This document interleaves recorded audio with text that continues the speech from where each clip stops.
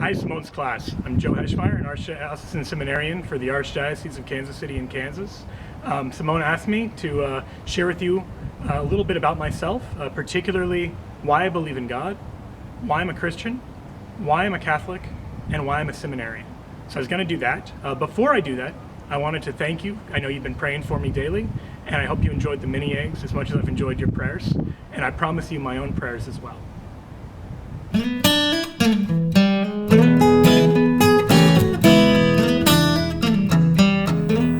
So the first question is, why I believe in God.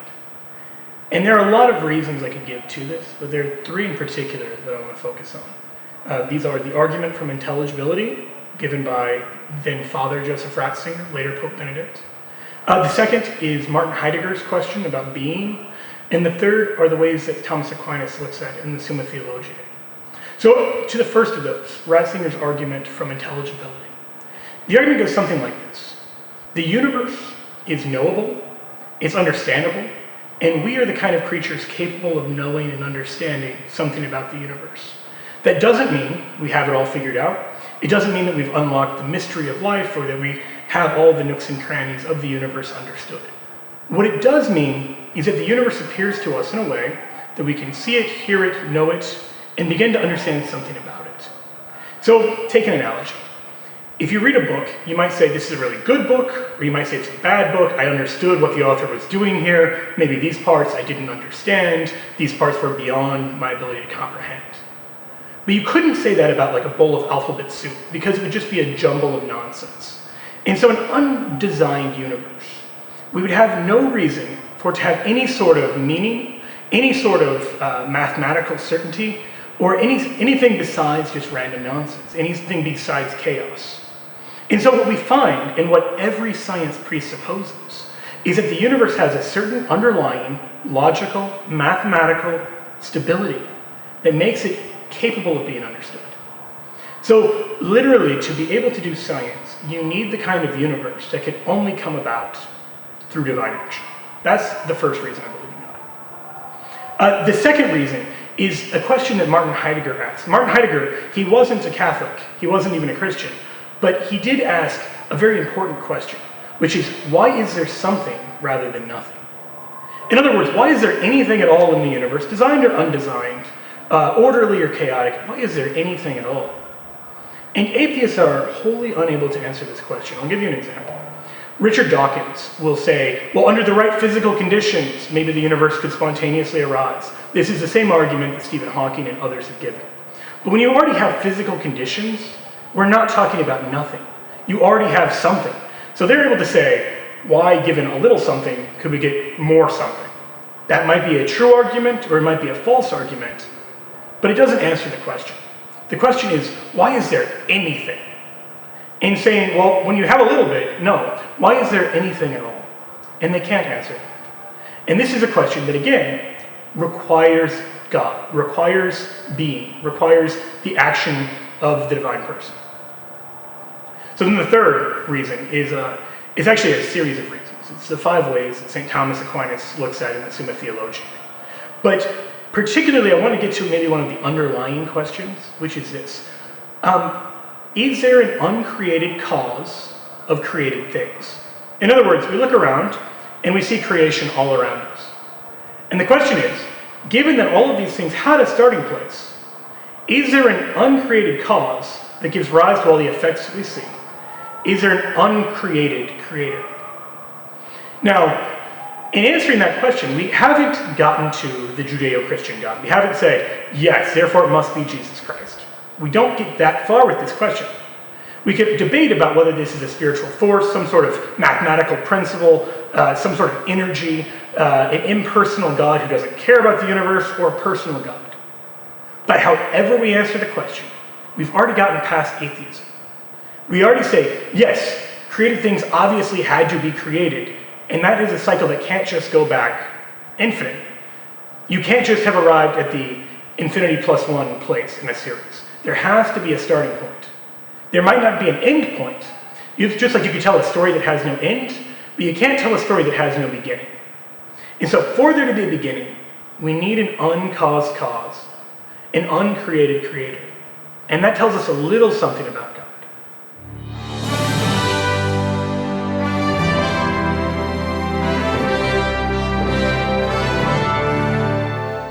So, having seen why I believe in God, I wanted to next turn to why I'm Christian. And there are really 5 reasons. The first 2 get more out of the realm of what the first cause might be, to more of a personal God, and then more specifically to Jesus Christ. So to start off, there's the notion of divine lawgiver, or the idea of a universal good and evil. Here's what I mean by that. I hate coconut. And I loathe coconut. I think it's just trash to put on food. I also hate the Holocaust. But these 2 things aren't the same kind of hatred. One of them is just a matter of taste. If you happen to like coconut, go nuts. I think you've made a silly, crazy decision food-wise. But there's nothing morally wrong with liking coconut. On the other hand, if you happen to like the Holocaust, there's something really seriously evil about that. These aren't the same sort of thing. So one is a matter of taste, the other refers to something objectively good and evil. And we find even atheists, when they're arguing against God, will often fall back into unwittingly admitting that objective good and evil exist. So for example, you'll find people say that God in the Old Testament is an evil God, or he behaves in an evil way. They don't mean by that they happen to dislike his actions. There are plenty of things God does you might happen to dislike. That's not an argument against God. It may be that you're the one in the wrong. Rather, their claim is that God is violating some sort of principle or law of morality that is binding not just on human beings, but on all rational creatures and even somehow on God himself. That is an appeal to objective good and evil. Now, if you're going to say that there is this sort of objective moral law, you have to be ready to say that there's a universal moral lawgiver, someone able to create laws that govern the entire universe and everyone in them. So we already have a deeper sense of God as a lawgiver, just from an atheist argument against God, and just from our own awareness that there is such a thing as objective good and evil. That's the first way. The second way is a desire for God. Within my heart, within your heart, within the hearts of all of us, there's this hunger to know God, a hunger for eternity, and a hunger to be with God. We see this is the reason, for example, that there are so many religions in the world. This is the reason why there are so many atheists who care so strongly about religion, even though they don't believe. Because this is something that touches to the very core of who we are. Now, we've already seen that we are created. So if we've been created with this hunger by a good God, it's unthinkable that this same God wouldn't reveal himself to us. Because if he didn't, it would be like creating us with a hunger for food in a universe that didn't have food. It would be an unspeakably cruel act. And there's no evidence to suggest that the God of the universe is unspeakably cruel. There's much too much good in the universe to come to that conclusion. And so if God created us with a desire to know him, then we should expect to find a God who reveals himself. Because that's the only way to satisfy the hunger that he gave us. That's the second way. The third way looks more specifically at the interaction between the Old Testament and the New Testament. It's this notion of prophetic fulfillment. So you don't have to be a Christian to know that before the time of Christ, the Jewish people had thousands of years of prophetic tradition. We know that from archaeology, we know it from history, we know it from the existence of the Jewish people today. But what these scriptures tell us is they lay out a sort of blueprint or a fingerprint or a riddle, so to speak, with some sort of messianic clue, saying that someone is coming, a Messiah is coming, and then certain hints about him. And many of these hints are things that are uniquely satisfied by Jesus Christ in a way that no human would be able to control. So let me give you a few examples of what I mean. In the second chapter of the book of Daniel, there's what's called the Four Kingdoms prophecy. It's in the time of King Nebuchadnezzar, who's Babylonian, and Daniel tells him that in the fourth kingdom, from the time of Nebuchadnezzar, there will rise the rock unmade by human hands. It's a messianic prophecy for some sort of divine king who will come into the world. Well, that fourth kingdom is the Roman Empire. So during the short period of time that the Roman Empire rules over Israel, the Jewish scriptures prophesy the Messiah is going to come. So that's, again, a narrow window of time, and a narrow window in terms of space, in terms of where in the world and when in the world this would happen. Jesus fits both of these. and several other more specific prophecies as well. Another important dimension is not just when and where he was born, but the manner in which he died. So the 22nd Psalm, the one that famously begins, my God, why have you forsaken me? The psalmist is praying in the person of someone who's being put to death, an innocent man being executed. And he talks about how they're piercing his hands and his feet. This, to any modern reader, I think we could say, is a very clear description of the crucifixion. And it's not for nothing that Jesus prays this psalm on the cross. But the psalm is written over 1,000 years before crucifixion was even invented as a form of execution, and several thousand years before the time of Christ, or a few thousand years before the time of Christ. And yet, we find that it is fulfilled in a radical way by the death of Jesus. And remarkably, we know that Jesus was crucified, not just from Christian sources, but from non-Christian sources as well. So we find all of these ways in which Jesus fulfills all of these Jewish prophecies, many of which would be outside of the control of any ordinary person to kind of force to come true. In addition to that, he also fulfills things that wouldn't have even been recognized as prophecies at the time. So for example, in his death, we see the fulfillment of what is prefigured with the Passover, with the killing of the innocent Passover lamb. The Jews weren't expecting anyone to have to fulfill that, but the fact that Christ can fulfill all of the Jewish messianic prophecies and fulfill several things that only in hindsight do we even realize were prophecies is so remarkable that it's hard to account for in any way other than him truly being the Messiah and truly being who he says he is. The fourth way is the empty tomb and the appearances after the resurrection. So the resurrection of Christ is a remarkable event. On Pentecost in Acts 2, St. Peter gets up and he preaches this incredible homily before all of the Jews who have come to Jerusalem for the feast of the Pentecost. And one of the things that he remarks on is that King David, who was chosen by God, is dead and his body is still, they know where it is, he's been buried, and he didn't rise again from the tomb. And he contrasts this with Jesus Christ, who did rise from the tomb. Now this is important for a few reasons. This is only 50 days after Easter. And it's in Jerusalem, very close to where Jesus was crucified. And his tomb, the place where Joseph of Arimathea laid him, was a well-known spot. As you may remember, they actually had guards outside of the tomb originally. So if Peter is getting up there and saying, Jesus rose from the dead, this is the easiest fact in the world to go check. Any of the people who are in Jerusalem could easily walk over to where the grave is and say, oh, the body is here, or no, it isn't. And so the empty tomb is a fact that everyone, regardless of religion, has to grapple with. It is a bare historical fact. And so even the original objections to Christianity were things like the disciples stole the body. But even in these objections, we hear that they realize that the tomb is in fact empty. So we have the empty tomb, just as an objective historical fact. We also have the historical fact that countless people, something like 500 people, are alleged eyewitnesses to the resurrection.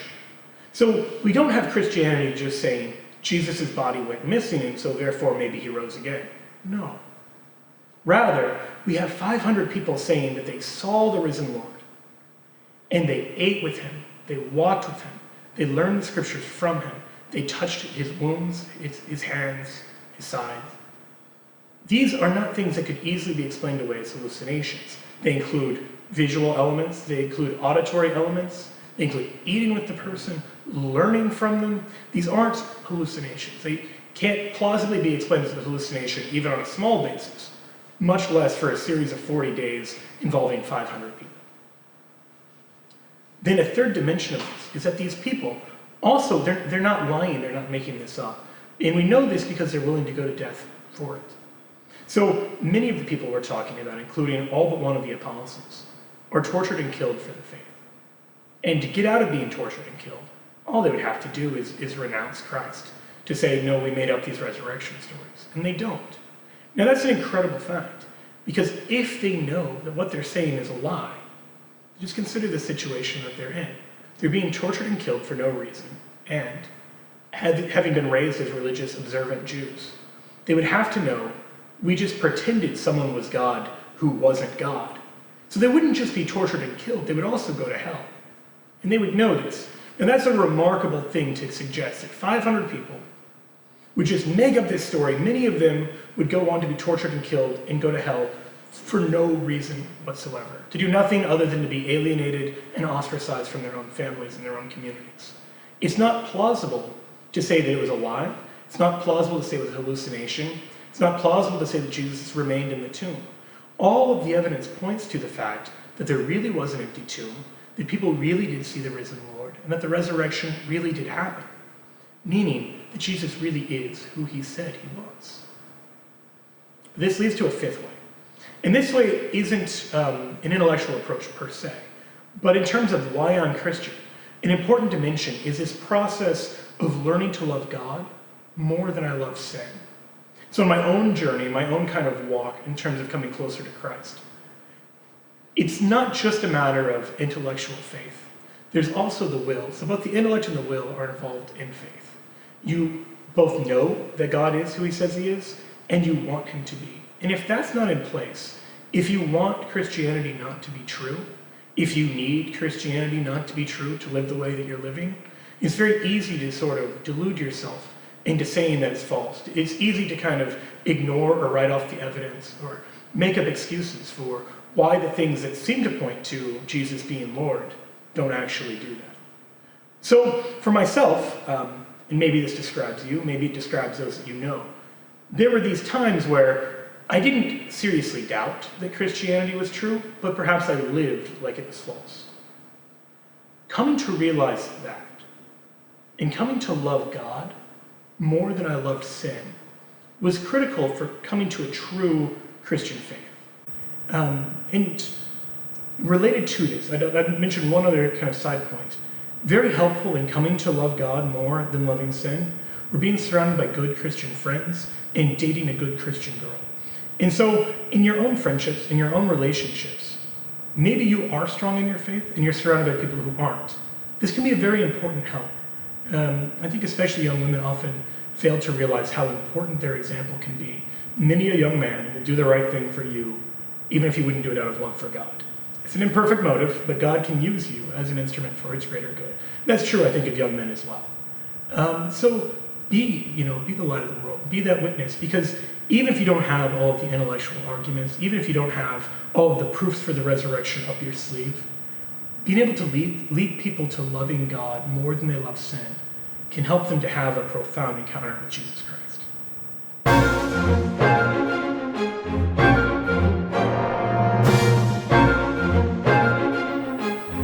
So the third question is, why I'm Catholic? So having seen that Jesus Christ is who he said he is, why be Catholic instead of Orthodox or Protestant or kind of just generally non-denominational Christian? And for me, there are three reasons. The first is that Catholicism is intellectually ironclad. It corresponds to both faith and reason in a remarkable way. It's got this incredible consistency and this longevity that really speaks to its divine origins. I'll explain that a little better. When I was in college, I had grown up with some sense of the faith. So I had heard, X, Y, and Z are the teachings of the church, but I often didn't know why the church taught the way that she taught. I didn't have the kind of theology class that you have. And so I sort of viewed it all as a bunch of rules and regulations for no reason. And fortunately, God put in my life an RA in college who went on to become a priest, who knew his faith very well. And I was a debater, and he was a debater, and I would just pester him about the faith. I would say, why does the church teach this on that issue? And every time, he had a smart, coherent answer. And even if I didn't come away agreeing with him, I could at least say, okay, well, I can see why Catholics would think that way. And every other religion that I've encountered, and philosophies that I've encountered, they tend to break down, they tend to have contradictions, and I didn't find that with Catholicism. Even the things that at first glance might have looked like contradictions could be explained pretty easily. So this was very appealing to me on a purely intellectual level. But it also, I think, speaks to something about the way Catholicism exists. So you've got a religion that's 2,000 years old. You've got a religion that, from all external appearances, is run by human beings. And they run it in this remarkably non-contradictory way. You don't have the Pope come out and just say, oh, today there's just two people in the Trinity, or something like that.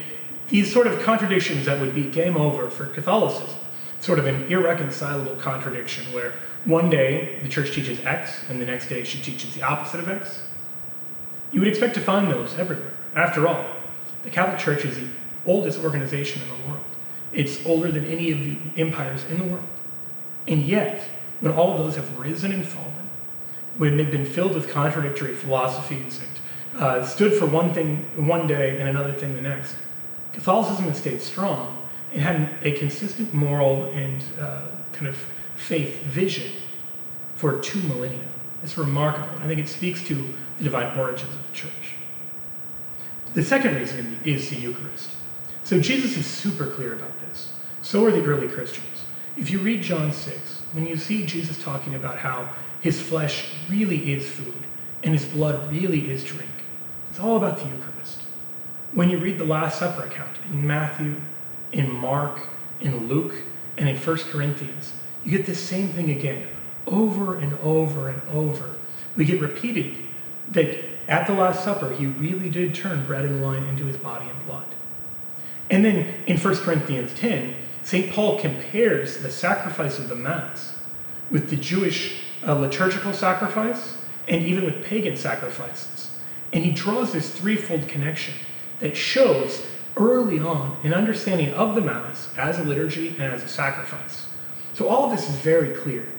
Then when you start to read the writings of the early Christians, like St. Ignatius of Antioch, in his letter to the Seminarians, he talks about the Gnostics.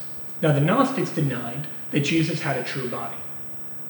And Ignatius says, because they deny this, they can't affirm the real presence of the Eucharist. Therefore, we can't be in the same communion with them. They're cut off from us because they don't have the Eucharist. What's remarkable about this is he's one of the students of the Apostle John, the youngest of the disciples, and he's writing this about 107 AD. So we have an unbroken tradition for 20 centuries that the Eucharist really is what Jesus says. Now, you contrast that with, for example, Protestantism, which denies the Eucharist. And you can see why it would be impossible for me, at least, to ever become Protestant. Because I know what Jesus said on this issue.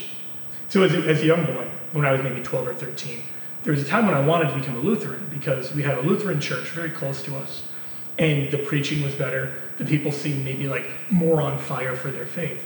But ultimately, what kept me in the church was the Eucharist. I realized at some point they didn't have it and we did. So when the Israelites are in the desert, they complain that they don't have any meat. And God sends them manna from heaven, and they still complain. And sometimes I think we can be like that. We complain there's not enough meat. We want something a little more gritty. We want more fiery homilies, or we want just more fill in the blank. But we're getting the true bread from heaven, the Eucharist, the body and blood of Jesus Christ. And so we really, although sure, it would be great if every homily just really moved your heart, at the end of the day, even if maybe the homily is not so great, even if the music isn't very good, you're getting the bread from heaven. You're getting Jesus Christ in the flesh. And there's little more you can ask for than that. The third reason I'm Catholic relates to the church and the papacy. I sort of hinted at this before when I talked about the church being intellectually ironclad, corresponding to faith and reason. But Jesus doesn't create a book. He doesn't sit down and write the Bible, for example. Instead, in Matthew 16, he says, upon this rock, I will build my church. So what he does is he creates a church, and he entrusts to that church the job of creating the scriptures, of excommunicating people who are outside of the faith, of explaining what the true faith is, and he promises that the Holy Spirit will lead the church always. And so from the very first moments that we see Christianity in history, we see the Catholic Church. You know, if you wanted to say, when did this Baptist denomination get started? Or when were these Lutherans founded? Or when were these Methodists? When did they come about? Who was their founder? You can trace it all back to its origins. You can't do that with Catholicism unless you go all the way back to Matthew 16. Because our founder really is Jesus Christ. Now, you might be wondering, well then, why not the Orthodox Church? Don't they also make a similar claim? What's remarkable, in Matthew 16, we see Jesus puts Peter, whose name he changes from Simon to Peter, which means rock, at the head of the visible institution of the church. And there are several other instances in which Jesus shows that Peter has a special role. So, for example, in John 21, he asks him, Simon Peter, do you love me more than these? And then he says, feed my lambs and tend my sheep. So Peter is given a unique charge, even compared to the other apostles. In Luke 22, at the Last Supper, all of the disciples are there, and Jesus says something remarkable. He says, behold, Satan has desired to sift all of you like wheat. But I have prayed for you, singular, Peter, that your faith may not fail. And when you have turned back, strengthen your brothers. In other words, all of the disciples are entrusted with the task of strengthening the church. One disciple, Peter, is entrusted with the task of strengthening even the other disciples. And so even though he knows all 12 disciples are going to be tempted by the devil, there's one of them in particular he prays for, and then entrusts him with the task of strengthening the others. That Petrine role, having one man at the top of the visible institution of the church, we see it immediately carried on through the bishops of Rome, because Peter goes to Rome, which we know from his own letters, and which we know from the letters and writings of the early Christians. So this Roman leadership in the church, this Petrine, or Peter's leadership in the church, we also have 20 unbroken centuries of. So even though the Orthodox Church has a lot found in the early church, they've cut off this tie with Peter. But that tie with Peter wasn't optional. That tie with Peter is something given to us by Jesus Christ.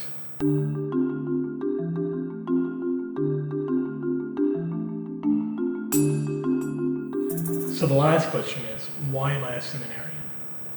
And to answer this, I have to give you a little more background about my own life. Growing up, I'd always wanted to be a husband and a father. I am one of 6 kids, and I sometimes wished I had more brothers and sisters. And I didn't really ever feel a strong attraction to or desire for the priesthood because of that. I assumed, since I wanted to be a dad, since I wanted to be a husband, that I must not be called to the priesthood. I sort of wanted to be a married deacon because I did like preaching. I liked the idea of preaching. And so it seemed like the best of both worlds. I should mention, I was a pretty young kid, and at the time I also wanted to be a Messianic Jew so we could celebrate Hanukkah and Christmas. So I kind of had this best of both worlds mentality. But it wasn't ever, so I didn't, some kids, from a very young age, they know they're going to be priests. That was not my story at all. In fact, from the time I was in 7th grade, I wanted to be a lawyer. I had a neighbor who was a lawyer, and I really liked that. I liked the idea of arguing, I liked the idea of getting up there and public speaking. And so I debated throughout high school and college, and was very successful at it in both. And then I went to law school, and I ended up becoming a lawyer. And I practiced law for about a year and a half. Along the way, I also started to date the girl of my dreams, and someone who's a very committed Christian. She was originally a Protestant, who then got confirmed as Catholic, and took her Catholicism very seriously. So someone who led me closer to God. It wasn't like I was living at this point in a state of mortal sin, or living, running away from God. I was doing what I thought he wanted me to do. But a couple things happened that were sort of critical turning points. First, those around me started to notice that I might be called to the priesthood. I have a Catholic blog, Shameless Popery, and I would write about issues of the Catholic faith, and occasionally people would email me questions and say, why aren't you discerning the priesthood? And the Protestant mother of the girl I was dating, someone who prays regularly to the Holy Spirit, also started to ask her daughter, why wasn't I looking at the priesthood? Or was I sure that this wasn't something I was called to do? And eventually enough people started to ask me the question that I began to take it a little seriously. And I talked to a priest about it. He told me the story of St. Ambrose of Milan. Ambrose had been the governor of the city of Milan, and there'd been a riot in the city between the Catholics and a group of heretics over who the next bishop would be. And Ambrose went in, and he put the riot down very peacefully, and he sort of persuaded everyone to calm down. And the people there started to chant for him to become their new bishop. At the time, he hadn't even been baptized. He was a catechumen, we would say, in RCIA today. And yet, so they baptized him, they ordained him a priest, then they confirmed him as a bishop. So it's very remarkable because what it meant, the reason this priest told me the story, is that sometimes when the Holy Spirit isn't getting through to you inside, he'll work through those around you. I think this is an important thing to remember for us for a couple of reasons. One, if people around you start to ask you if you have a call to the priesthood or religious life, if you're to be a nun or a sister or a religious brother or a priest, whatever it may be. If people around you start to ask you those questions, I wouldn't lightly dismiss it. It may be that God is speaking to you through those around you. The flip side to that is, if in your heart you see someone and you think, I think that person should be discerning this other vocation, and I don't see them doing that, it may be a good idea to say something to them, to gently encourage them. After I announced that I was going into seminary, several people said, I had always wondered why you weren't discerning the priesthood. But they'd never said anything. And so I think it's good for you not to be in that group. If you see someone you think should be discerning, tell them. That's what friends are for. The other thing that was a really critical factor for me was learning to pray better. So going through this whole process of becoming a lawyer, dating the girl of my dreams, all of those things, I would have a very clear goal as to what I wanted to do. The goal wouldn't be an evil one. It wasn't like I was saying, I want to go rob a bank. Maybe a good goal, but a goal that I had formed for myself. And then I would pray that God would help me achieve that goal. And remarkably, he generally did. He opened the doors that needed opening. He created opportunities that were just astounding. And he blessed these different endeavors I would attempt and undertake. But they weren't his plan, it was still my plan. So there was a slow process of learning to ask a different question, to ask, Lord, what do you want me to do with my life? Now, some people will hear that and they'll say, of course you should pray in that way. But for me, it took years and years to ever learn that that's the right way to pray. So if you aren't praying that sort of question about vocation, if you're just praying that God will help you achieve your plan, then maybe it's time to pray different. To get instead of putting God on your agenda and having him help you accomplish your plan, try to get on God's plan. Find out what his plan of life is for you and how you can undertake it. So then the last thing I would say in terms of why I became a seminarian is that I learned to trust God more than I trust myself. This is very similar to the last thing I pointed out about learning to ask the right question in prayer. That as I was going through this process of learning to leave behind the practice of law, leave behind the girl I was dating, leave behind the city that I loved, Washington, and come to a new city, go back to Kansas City where I came from, enter seminary with a bunch of guys I didn't know at the time. It was sort of daunting in a certain way. And in the process of praying through it, I became very aware at how much I was struggling to trust God. So that's an irrational fear, and I know it's an irrational fear.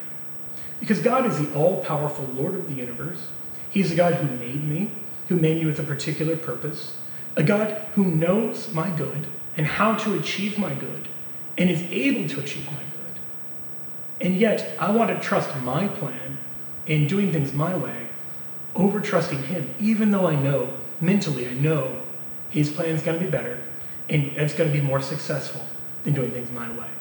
So there is a long process of prayer, of learning to trust him in those things. And to be frank with you, it's an ongoing process in the big things and the small things in life, of doing things God's way rather than doing them my way. So whether your vocation is up in the air, whether you already have 100% clarity, it's still that constant, that daily challenge of letting God be God and trusting him and trusting that he wants your happiness more than you want your happiness, and that he's got a better idea of how to achieve your happiness than you do. That's a turn, like I said, I think it's a daily struggle. It will probably be a daily struggle for the rest of my life, but a very rewarding one, because when I have trusted in God, it's borne incredible fruit. And that's ultimately how I became a seminarian. All right, so hopefully you now have a little bit better idea as why I believe in God, why I'm a Christian, why I'm a Catholic, and why I'm a seminarian.